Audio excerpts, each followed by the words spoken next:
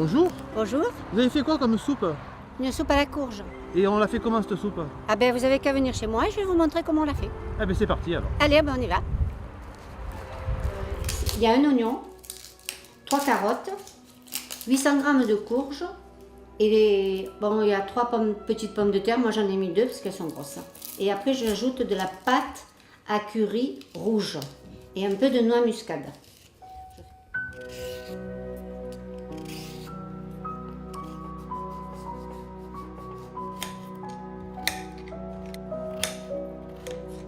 Je fais revenir mon oignon dans de l'huile d'olive. Ensuite, je fais revenir mes carottes, mes pommes de terre, la courge. Et je mets de la noix muscade et je mets un bouillon. Je mets à bouillir. Après, quand c'est cuit, je mixe. Et après, ma soupe de courge est servie avec une chantilly de lard fumé que je vais faire infuser. Je l'ai préparée pour la chantilly. Elle est servie avec des petits lardons.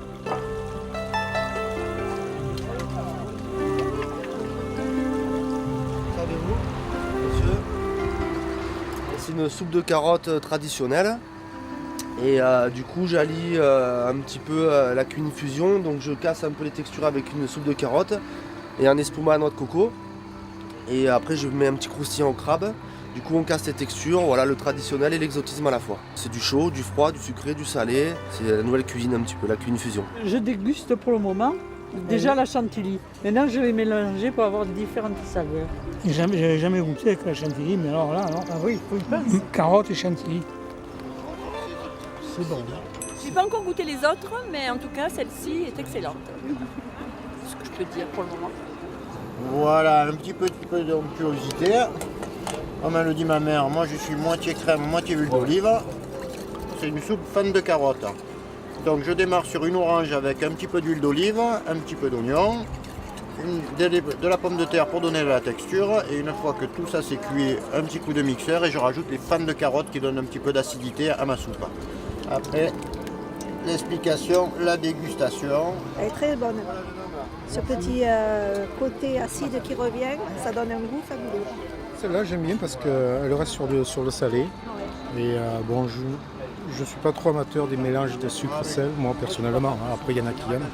Mais celle-là je la trouve très bonne. J'ai préféré l'autre. C'est la chantilly qui est sucrée. C'est ça, c'est fait. Moi j'aime pas le salé sucré, alors quand c'est mélangé comme ça. Je préfère l'autre. Le goût était meilleur que l'autre. Mais il était trop salé. C'est qui m'est tombé.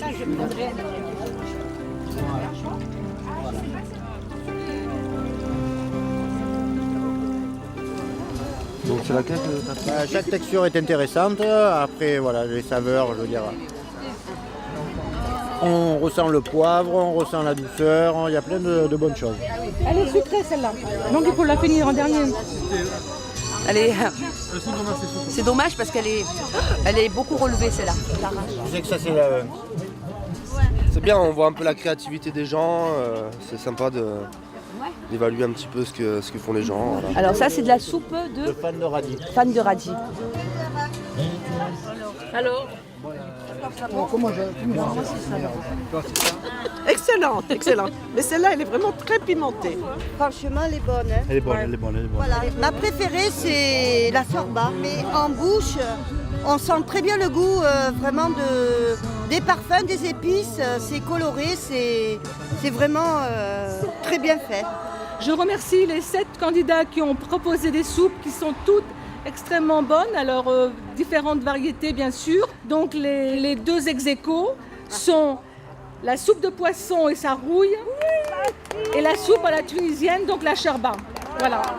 Félicitations à tous et puis merci aux